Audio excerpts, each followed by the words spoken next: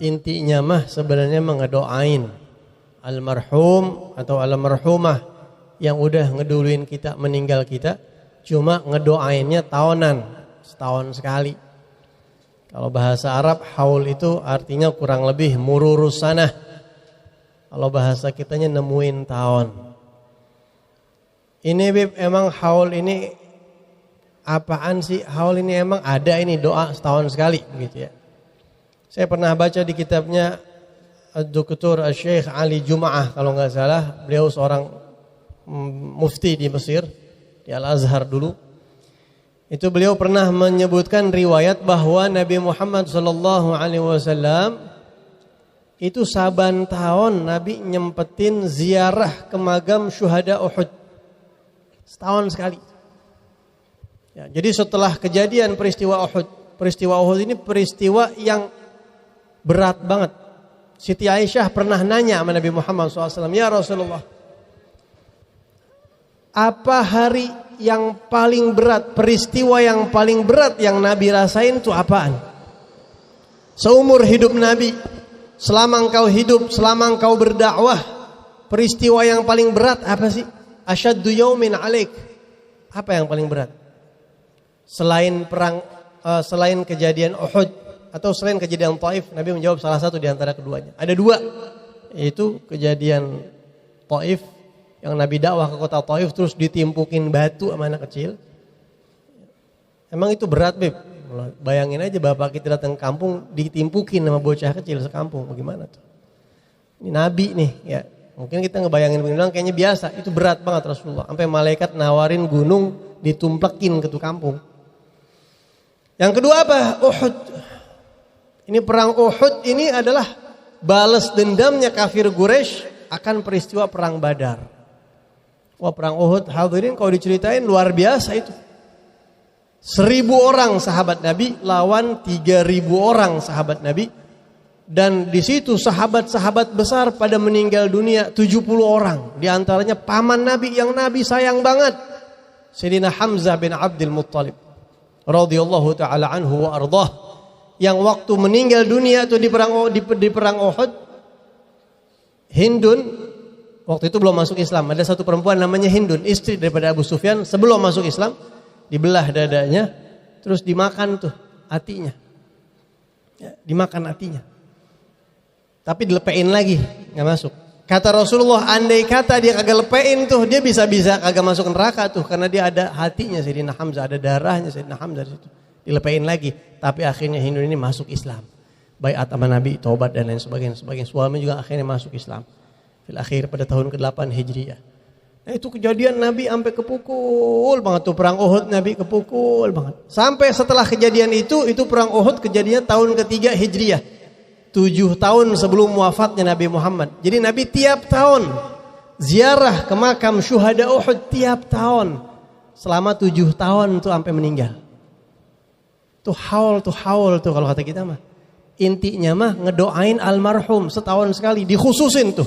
Syuhada Uhud 70 orang hebat. Sayyidina Mus'ab bin Umair yang ketika meninggal dunia di perang Uhud Nabi sampai sedih nangis banget. Kainnya kalau ditarik ke kaki, pala kelihatan. Ditarik ke pala, kakinya kelihatan. Itu dia orangnya tuh, Mus'ab bin Umair. Orangnya ganteng banget. Wangi, perlente dulu waktu masa jahiliyah, anak mamah kalau kata kita mah. Anak mamah banget, orang kaya dimanjain.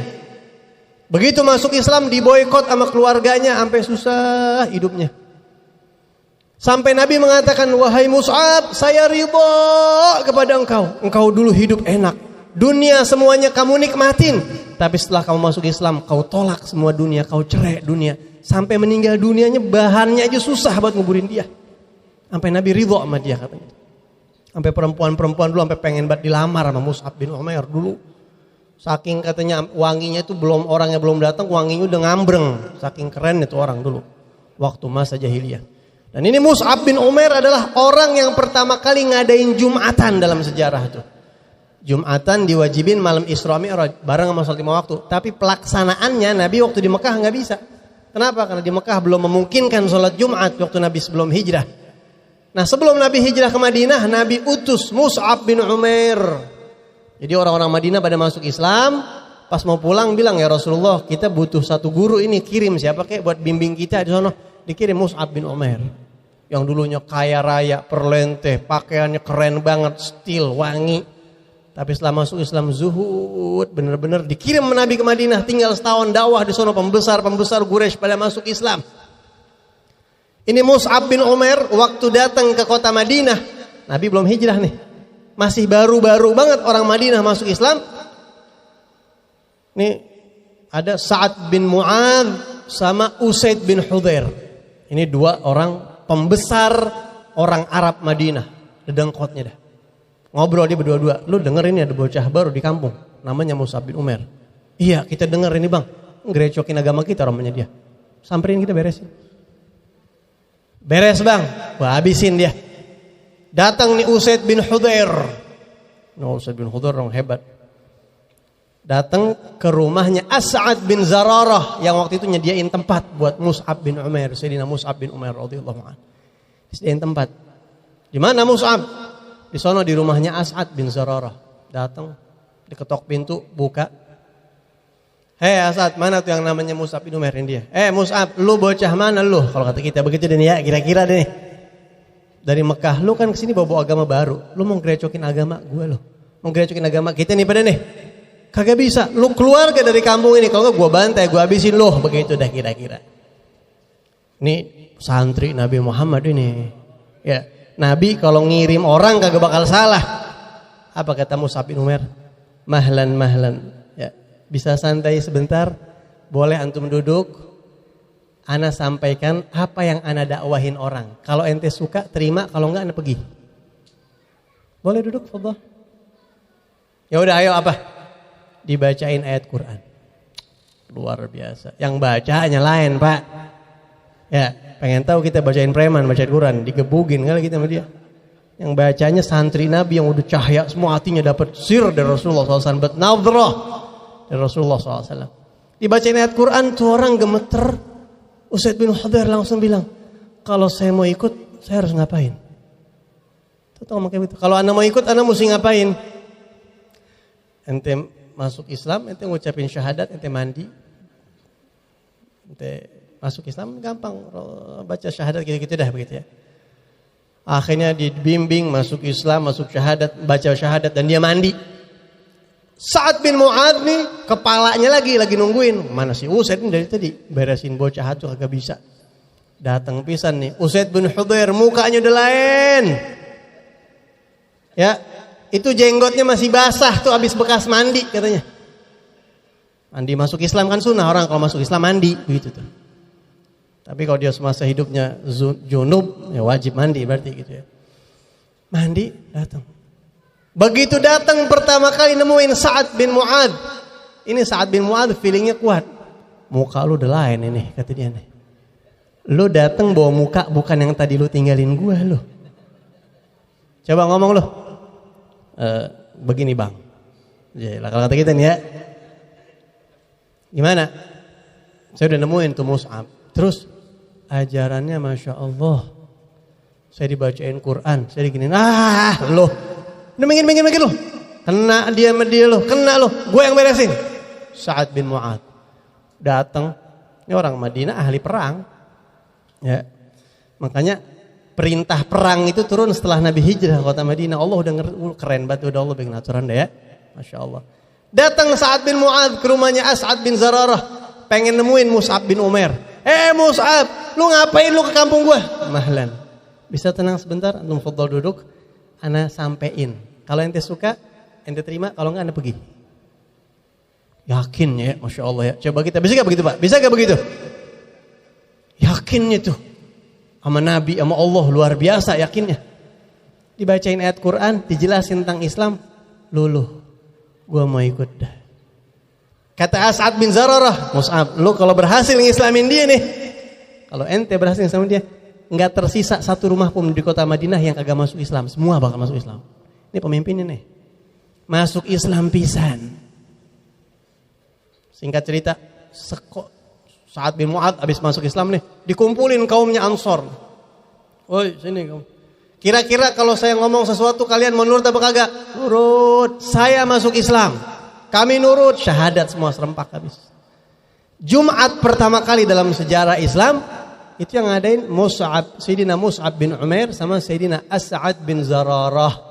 Setahun kemudian musim haji pulang dari Sayyidina Mus'ab bin Umair ya, ke kota Mekah.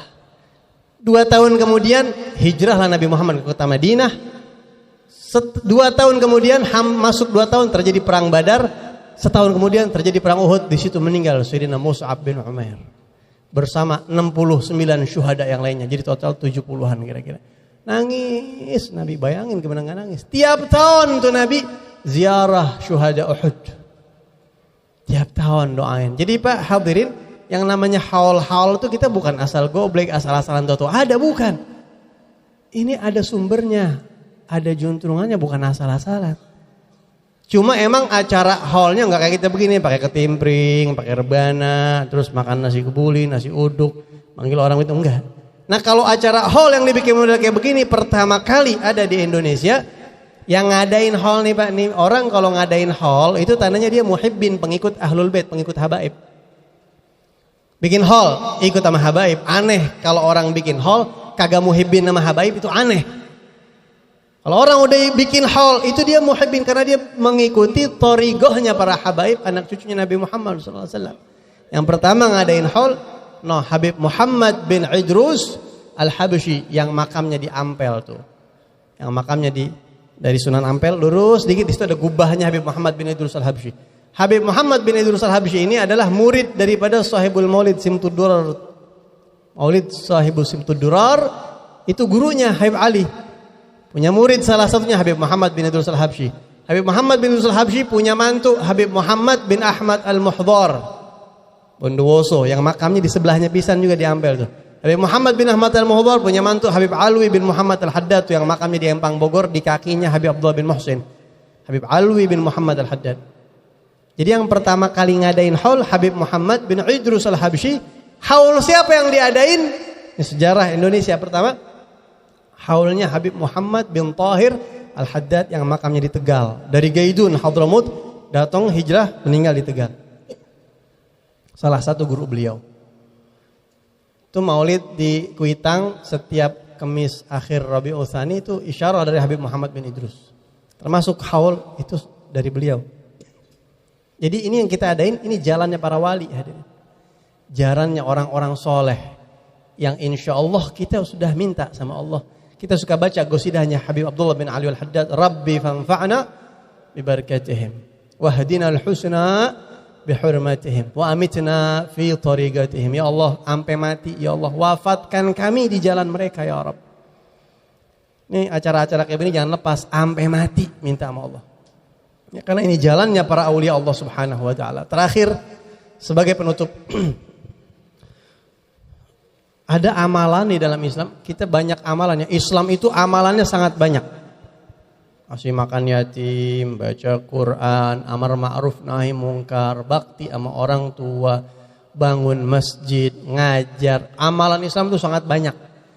Tapi ada satu amalan yang sangat istimewa, yang ini malam kita sadar kagak sadar kita lagi ngamalin. Dan ini istimewa banget, enggak disadarin sama banyak orang. Apa itu? Berbuat baik sama ahlul barzakh. Menjalin hubungan baik, hubungan batin sama orang-orang ahli barzakh yang udah pada meninggal dunia. Ini disuruh sama Nabi Muhammad, diajarin sama Nabi dan diajarin sama ulama. Biasain kita jangan putus hubungan sama orang yang udah meninggal. Bacain Fatihah, ziarahin kuburnya, hadirin haulnya. Kita lihat ada haul Habib Abu Bakar Gresik, Habib Soleh Tanggul, Habib Muhammad bin Tahir Al-Haddad, Habib Husin Abu Bakar Idrus Luar Batang. Itu haul-haul begitu. Kalau nggak sempet kirimin Fatihah, jangan sampai kagak tuh. Al-Fatihah buat aulia-aulia, kirimin salam buat mereka, kirimin Fatihah, hadir haulnya, baca amalan kirimin buat mereka. Ini amalan-amalan seperti ini. Atau juga untuk muslimin muslimat, untuk orang tua kita termasuk.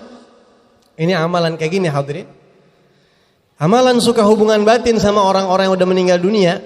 Ini waktu saya ikut pengajian daurah sama Habib Zain bin Ibrahim bin Sumit. Dulu Habib Zain pernah datang ke Indonesia. Waktu itu saya ikut daurah kitab beliau.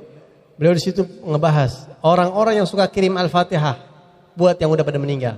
baik muslimin muslimat secara umum ataupun aulia, apalagi para nabi. Makanya Habib Abdul Haddad itu punya amalan kebiasaan nih. Amalin nih Pak kalau bisa nih. Ini amalin kalau bisa. Saban habis sholat 5 waktu, Habib Abdullah bin Ali Al-Haddad kagak lepas baca Fatihah buat arwah mukminin mukminat. Kagak lepas tuh.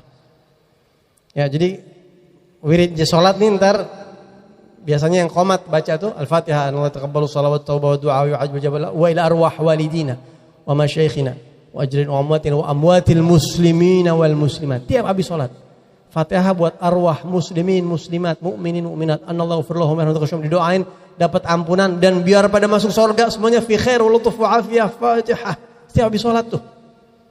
Gimana Nabi kagak girang itu umatnya tiap habis sholat semua dibacain doa. Gimana Nabi nggak girang sama orang kayak begitu? Perhatian sama umatnya udah meninggal. Karena orang udah meninggal dunia, Pak, bisa aja masuk meninggal alam kubur kotor, bangkit hari kiamat bersih, bisa kayak begitu. Laulal ahya la halakatil amwat. Kalau bukan karena sebab yang pada hidup, nih yang pada meninggal pada celaka tuh. Artinya orang yang di kuburan banyak tertolong sama yang pada hidup. Karena doa-doa mereka tuh. Nah biasa itu kata Habib Zain bin Samit, orang yang suka kirim Fatihah buat yang udah meninggal, baik itu orang tuanya, mukminin mukminat, aulia, kalau lewat kuburan biasain assalamualaikum ya ahlul kubur, Allahumma ighfir lahum warhamhum wa'afihim, Fatihah, biasain begitu. Orang yang model kayak begini, nanti kalau ajalnya datang dan dia meninggal dunia, dia akan disambut di alam barzakh dan orang-orang yang di alam barzakh udah kenalin dia, bakal ngenalin dia. Kenapa? Bakal dibilang ahlan usahlan, kiriman ente nyampe mulu. Ente bukan orang lain. Disambut Pak di alam barzakh. Tapi orang yang kagak pernah ziarah kubur, nggak pernah doain orang-orang meninggal dunia, wala hadir hol wala ziarah, mati asing dia. Kayak datang ke kampung orang yang kagak ada yang kenal. Kita udah bikin contoh kalau kita nih suka orang Palestina, sering kita kirimin donasi kan dari Indonesia ya. Orang Palestina tuh kan paling banyak dari mana bantuan? Indonesia, sampai ada rumah sakit Indonesia di jalur Gaza tuh. Kira-kira Pak, kalau orang Indonesia suka ngirimin bantuan ke sono, biar kata mereka nggak ngelihat kita nih, satu waktu kita datang ke Palestina, pengen tahu, tanya, dari mana ente? Indonesia, disambut gak kira-kira? Masya Allah, kiriman ente banyak banget, fadhal. Apalagi para wali kenal. Gitu. Ya, jadi ini hall nih, wah orang-orang pilihan. Yang bisa bikin hall, ziarah, hadir hall, kirim Fatihah itu cuma orang-orang pilihan. Yang mudah-mudahan hari di kuburan diselamatin kita sama mereka insya Allah.